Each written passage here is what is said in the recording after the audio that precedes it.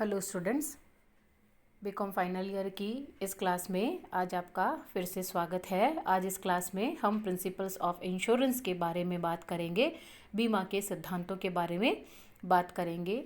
सिद्धांतों के बारे में हमने काफ़ी कुछ पढ़ा है, सुना है।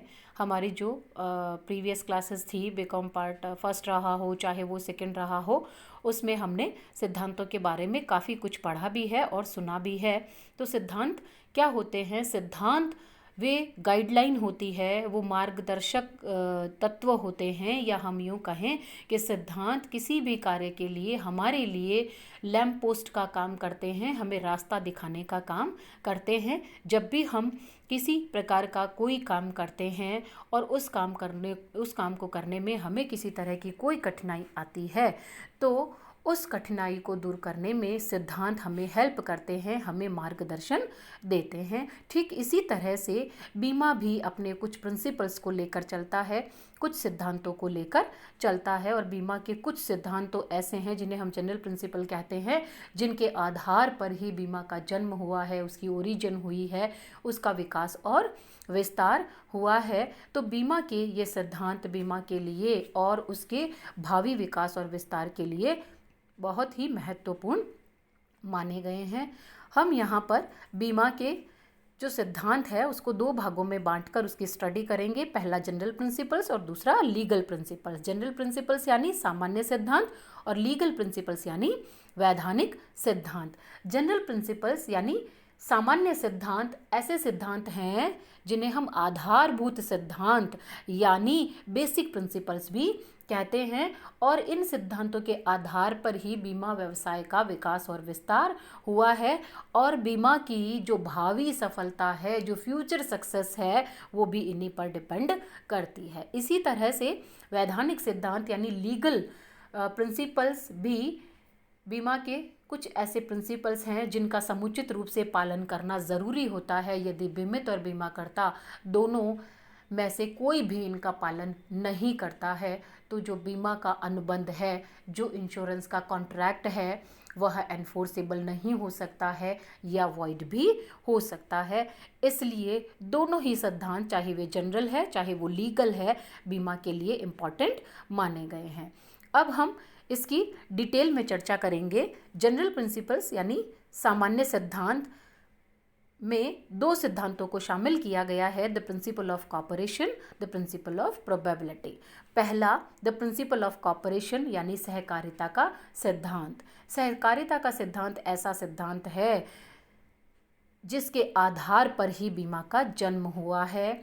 इसकी एक थीम भी है, एक सबके लिए और सब एक के लिए। इसमें इसी सिद्धांत का पालन किया जाता है, और बीमा में प्रत्येक व्यक्ति एक सामान्य कोष में एक निश्चित राशि का एक निश्चित समय अंतराल से जमा करवाता है, और कोष के सदस्यों में से किसी भी सदस्य की हानि होने पर उसको उसमें से पूर्ति कर दी जाती है। इस तरह से एक व्यक्ति का अंशदान सबके लिए होता है, और सबका अंशदान किसी एक व्यक्ति के लिए जो दुर्घटना का शिकार हो गया है, जो जोखिम का शिकार हो गया है, उसके उपयोग में लाया जा सकता है। यही वजह रही है कि बीमा की जो परिभाषाएं दी गई हैं उसमें सहकारिता के आधार पर भी कुछ परिभाषाएं दी गई है, जोखिम को वहन करने के आधार पर भी कुछ परिभाषाएं दी गई हैं, जिसमें सर विलियम बेवरिज कहते हैं जोखिमों को सामूहिक रूप से वहन करना ही बीमा है। The collective bearing of risk is insurance. शायद इसी कॉपरेशन को लेकर के सर विलियम बेवरिज ने इस डेफिनेशन को फॉर्म किया है।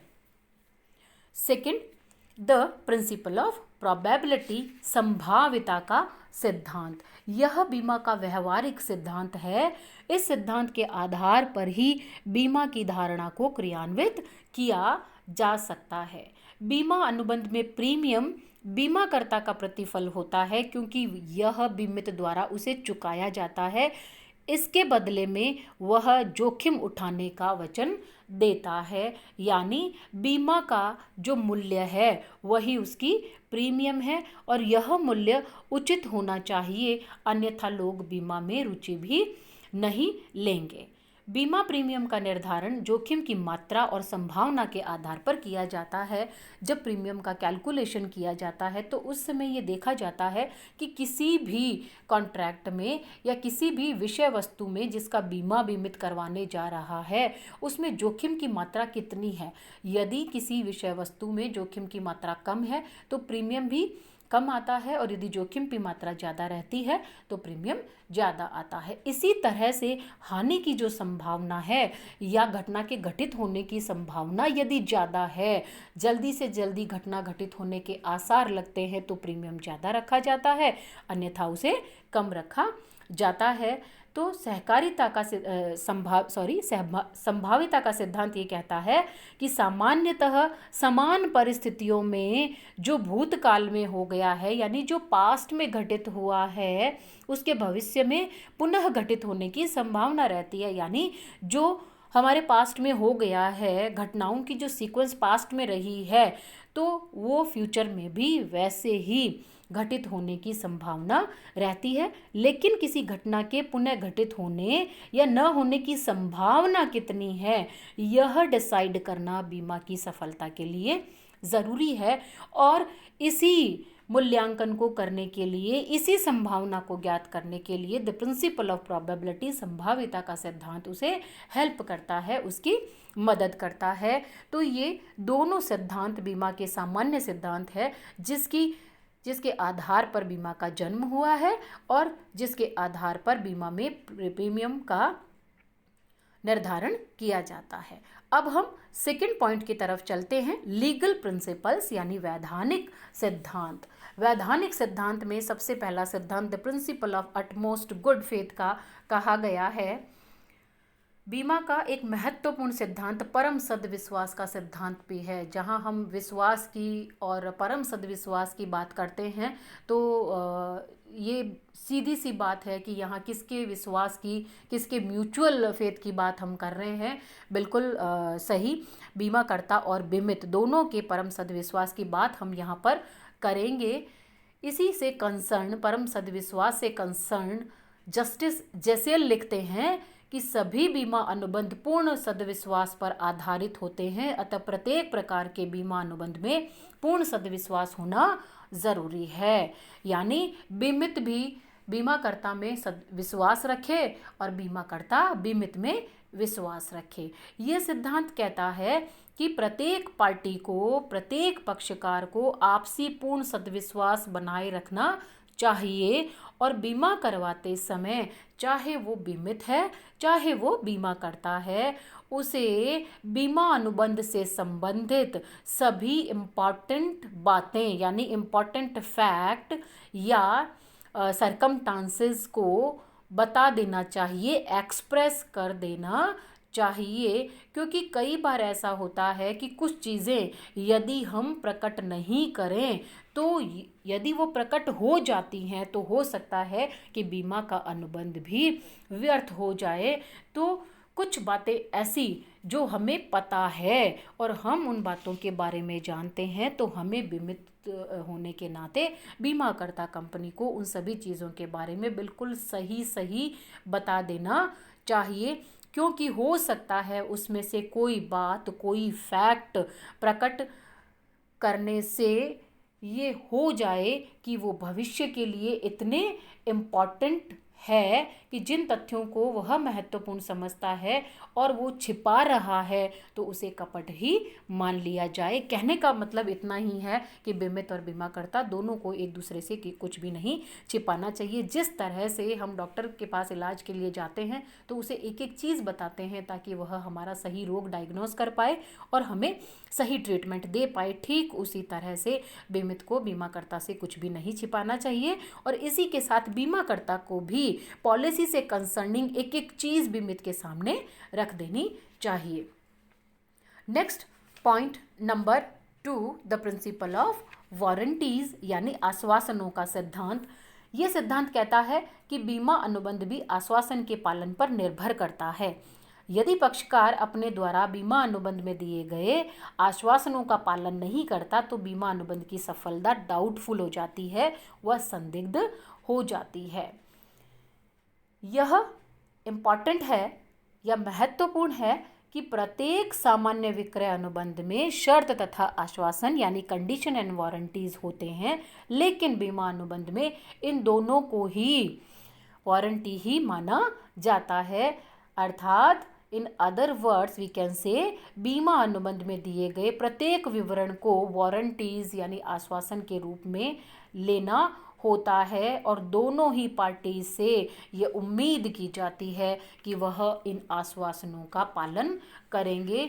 यदि वो इन आश्वासनों का पालन नहीं करते हैं, इसमें वो डिफ़ॉल्टर हो जाते हैं, तो बीमाकर्ता यदि ऐसा करता है तो बीमित उसके खिलाफ कार्यवाही कर सकता है, और यदि बीमित ऐसा करता है तो बीमाकर्ता उसे दावा देने से मना कर सकता है।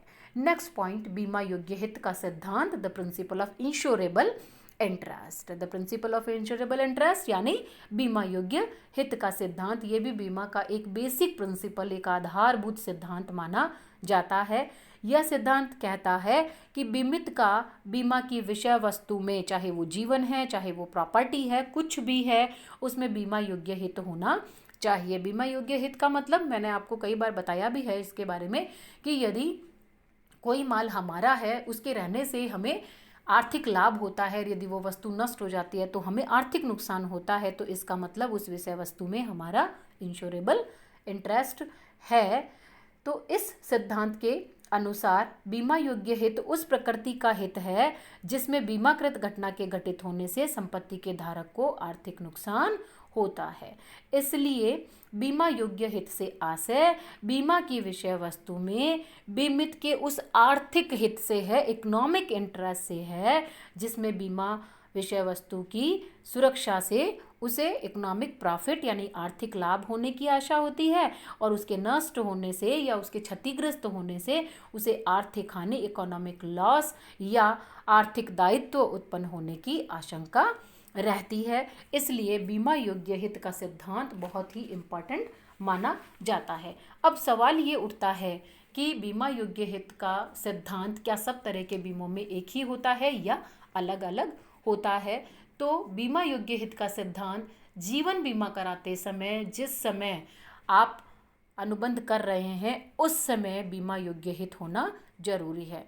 यदि अग्नि बीमा करा रहे हैं तो जिस समय आपने बीमा कराया है उस समय और जिस समय आप दावा पेश कर रहे हैं, दोनों समय बीमा योग्य हित होना जरूरी है। और समुद्री बीमा में जिस समय दावा पेश किया जा रहा है उसी समय बीमा योग्य हित होना ज़रूरी माना गया है। इसलिए इंश्योरेबल इंटरेस्ट का प्रिंसिपल बहुत ही इम्पॉर्टेंट माना गया है। Next point, the principle of indemnity, क्षतिपूर्ति का सिद्धांत। बीमा अनुबंधों पर लागू होने वाला यह एक महत्वपूर्ण सिद्धांत माना गया है जो जीवन बीमा को छोड़कर सामान्य बीमों में लागू होता है। That is very important. The principle of indemnity does not apply in life insurance. यह जीवन बीमा में लागू नहीं होता है। ये सिद्धांत कहता है कि बीमित बीमा अनुबंध के अंतर्गत बीमाकर्ता से केवल अपनी वास्तविक क्षति की पूर्ति ही करवा सकता है, वह उससे लाभ नहीं कमा सकता है। चूँकि जीवन की क्षति की गणना नहीं की जा सकती है, इसलिए ये जीवन बीमा में, व्यक्तिगत दुर्घटना बीमा में और हेल्थ इंश्योरेंस यानी स्वास्थ्य बीमा में ये सिद्धांत लागू नहीं होता है। केवल सामान्य बीमे जैसे अग्नि बीमा है, समुद्री बीमा है, उसमें क्षतिपूर्ति का सिद्धांत लागू होता है। यहाँ बीमित को जितना लॉस हुआ है, चाहे उसने बीमा कितने का ही करवाया है, लेकिन जो एक्चुअल लॉस है या जो रियल लॉस है उसी लॉस की पूर्ति बीमाकर्ता कंपनी द्वारा की जाती है। यदि किसी बीमित ने एक से अधिक कंपनियों से बीमा करवाया है तो रेशनली या प्रपोर्शन में वह उसकी हानि की पूर्ति करेंगी। या ऐसा भी हो सकता है कि जैसे एक्स ने 4 बीमा कंपनियों से अपने माल का बीमा कराया था और आग लगने से माल नष्ट हो गया और मान लीजिए 1 लाख का नुकसान हुआ है और उसने सभी बीमा कंपनियों से बराबर राशि का बीमा करवाया हुआ था, तो चारों कंपनियां मिलकर के उसे 1 लाख रुपए की ही क्षतिपूर्ति करेंगी। या ऐसा भी हो सकता है कि उन चारों में से कोई एक 1 लाख की पूर्ति कर दे और बाकी 3 उसको अपने हिस्से का जो लॉस आना था उसकी पूर्ति कर दे। इसलिए क्षतिपूर्ति का सिद्धांत इस पर आधारित है कि हमेशा वास्तविक हानि की पूर्ति ही की जाती है। नेक्स्ट पॉइंट कहता है द प्रिंसिपल ऑफ सबरोगेशन, प्रतिस्थापना या स्थान ग्रहण का सिद्धांत। ये एक ऐसा सिद्धांत है जिसके अनुसार बीमाकर्ता द्वारा बीमित की क्षतिपूर्ति कर देने के बाद में, यानी बीमित को नुकसान हो चुका है, उसने अपना क्लेम फाइल कर दिया है और बीमाकर्ता कंपनी ने उसके क्लेम को एक्सेप्ट करते हुए उस क्लेम का पेमेंट उसको कर दिया है। इसके बाद तृतीय पक्षकारों के विरुद्ध सभी अधिकार बीमाकर्ता को हस्तांतरित कर दिए जाते हैं। जैसे एक्स को जेड की वजह से कोई नुकसान हुआ जिसकी पूर्ति वाई बीमा कंपनी के द्वारा कर दी गई है, अब जेड के प्रति एक्स के जितने भी अधिकार है यानी बीमित के जितने भी अधिकार है वो सारे के सारे वाई बीमा कंपनी को ट्रांसफ़र हो जाते हैं और यहाँ वाई बीमा कंपनी एक्स के नाम से जेड के खिलाफ केस फाइल कर सकती है। यही कहता है प्रतिस्थापन या स्थान ग्रहण का सिद्धांत, जहाँ पर बीमाकर्ता द्वारा बीमित की हानि की पूर्ति करने के पश्चात बीमित के सारे अधिकार बीमा कंपनी को मिल जाते हैं या बीमित का स्थान बीमा कंपनी ग्रहण कर लेती है, इसीलिए उसे स्थान ग्रहण का सिद्धांत कहा जाता है। नेक्स्ट पॉइंट है द प्रिंसिपल ऑफ कंट्रीब्यूशन यानी अंशदान का सिद्धांत। यह सिद्धांत भी जीवन बीमा को छोड़कर सभी प्रकार के बीमों में लागू होता है। अंशदान का सिद्धांत हमें ये कहता है कि यदि कोई बीमित किसी एक ही वस्तु का बीमा एक से अधिक बार 2 या 2 से अधिक बीमाकर्ताओं से करा लेता है, तब भी उस बीमा की विषय वस्तु की क्षति होती है, उस समय क्षति की पूर्ति का दायित्व सभी बीमाकर्ताओं पर उनके द्वारा जारी किए गए बीमा पत्रों की राशि के अनुपात में होगा। जैसे एक्स ने अपने माल का बीमा 4 बीमा company A B C D से 1-1 लाख रुपए का करवाया और एक्स को 50,000 का नुकसान हुआ है, तो ये 50,000 रुपये प्रपोर्शन में 1:1 में चारों कंपनियों के द्वारा चुकाया जाएगा। नेक्स्ट पॉइंट कहता है the principle of mitigation of losses, क्षति के अल्पीकरण का सिद्धांत, क्षति को कम करने का सिद्धांत। ये सिद्धांत भी ये कहता है कि क्षति के अल्पीकरण का जो आशय है वो ये है कि बीमित ने जिस वस्तु का बीमा कराया है उसका ये प्रयास होना चाहिए कि जिस समय घटना घटित हुई है यदि वो वहाँ पर मौजूद है तो वो ये कोशिश करे कि लॉस कम से कम हो।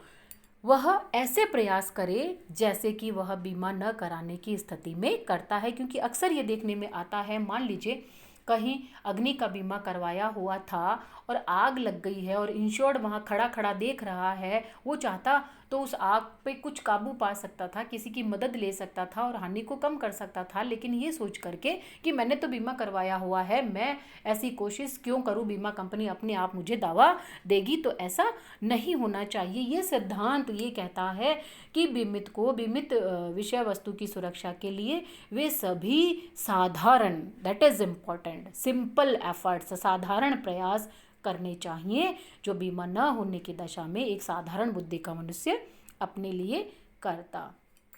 यहाँ साधारण शब्द का इस्तेमाल इसलिए किया है कि हमें हमारी जान जोखिम में डालकर, जान पर खेल कर जो माल है या जो भी हमारी प्रॉपर्टी है उसको बचाने की कोशिश नहीं करनी है। हमें सामान्य प्रयास करने हैं। उन सामान्य प्रयासों में हमें इस तरह के प्रयास जो हमारी जान को या जीवन को जोखिम में न डालने हों, उस तरह के प्रयासों को करते हुए हमें हानि को कम से कम करने की कोशिश करनी है।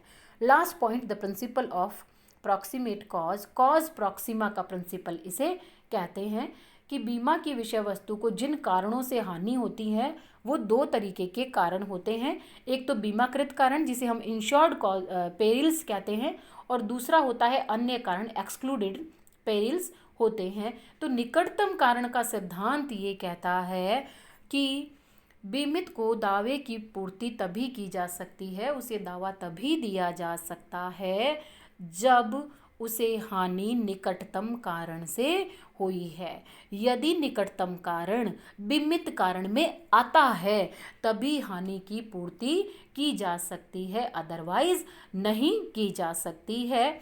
निकटतम कारण से आशय या इसका तात्पर्य एक ऐसे कार्यशील और प्रभावपूर्ण कारण से है, एक इफेक्टिव कॉज से है जो उन घटनाओं की श्रृंखला को गति देता है। यानी जब इवेंट की हैपनिंग होती है तो उससे एक चेन बनती है, तो उन घटनाओं की श्रृंखला को गति देता है जो किसी नए एवं स्वतंत्र स्रोत से प्रारंभ होकर बिना किसी इंटरफेरेंस के अपना कार्य करते हुए परिणाम पैदा कर देता है। जैसे किसी व्यक्ति ने अपना दुर्घटना का बीमा कराया हुआ है, एक्सीडेंट का इंश्योरेंस करवाया हुआ है, वो उस व्यक्ति की दुर्घटना होती है या उसका एक्सीडेंट होता है, और एक्सीडेंट जिस समय होता है वह उछल करके एक पानी से भरे हुए खड्डे में गिर जाता है, और जब तक वो अस्पताल में लाया जाता है उसे सीवियर निमोनिया हो चुका होता है और इस वजह से उसकी डेथ हो जाती है। तो यहाँ पर देखिए, डेथ तो किससे हुई है? निमोनिया से हुई है। लेकिन निमोनिया किसके कारण हुआ? दुर्घटना हुई। दुर्घटना की वजह से वो उछल कर गिरा और उस खड्डे में, उस ठंडे पानी में वो कई घंटों तक पड़ा रहा, इस वजह से उसको निमोनिया हुआ। तो निमोनिया जो एक निकटतम कारण माना जाएगा और उस व्यक्ति की हानि की पूर्ति की जाएगी। तो इस तरह से 2 आपके जनरल प्रिंसिपल्स और तकरीबन 8 आपके लीगल प्रिंसिपल्स मैंने आपके सामने रखे हैं। ये हेडिंग इस तरीके का है कि इस पर क्वेश्चन बनना तय है, अक्सर क्वेश्चन पूछा जाता है। और अब जब से एग्ज़ाम का पैटर्न चेंज हुआ है तब से जो आपका सेकंड सेक्शन है, उस सेकंड सेक्शन में एक एक प्रिंसिपल को उठाकर आपसे पूछा जा सकता है। मैं उम्मीद करती हूँ कि आपको ये टॉपिक समझ में आ गया होगा। और एक मुझे आप लोगों से सबसे शिकायत है कि वीडियो पूरे नहीं देखे जा रहे हैं। मैंने आपको पहले भी कहा है कि न्यूमेरिकल और थ्योरेटिकल दोनों ही पोर्शन आपके लिए इम्पॉर्टेंट है, और जब इस परिस्थिति में हम खूब मेहनत करके आपके लिए इस तरह के वीडियोस प्रिपेयर कर रहे हैं, आपके लिए स्टडी मटेरियल हम दे रहे हैं, तो तकरीबन पूरे 24 आवर्स में इतना टाइम तो आपके पास होना चाहिए कि आप उन्हें रीड कर पाएँ, उस पर अपनी अंडरस्टैंडिंग कर पाएँ, और यदि नहीं समझ में आए तो आप पूछ सकते हैं। Thank you. अगली क्लास में आपसे फिर मुलाकात होगी।